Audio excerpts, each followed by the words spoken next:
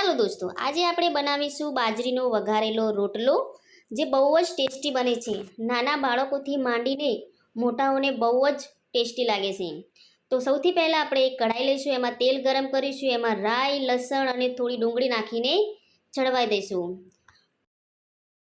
ડુંગળીનો થોડો કલર બદલાય એટલે એમાં લીલા મરચાં અને ટામેટાં નાખશું. પછી એમાં થોડા મસાલા ઉમેરીશું, જેમ કે લાલ મરચું, હળદર, ધનિયા પાવડર, ગરમ મસાલો અને થોડું મીઠું.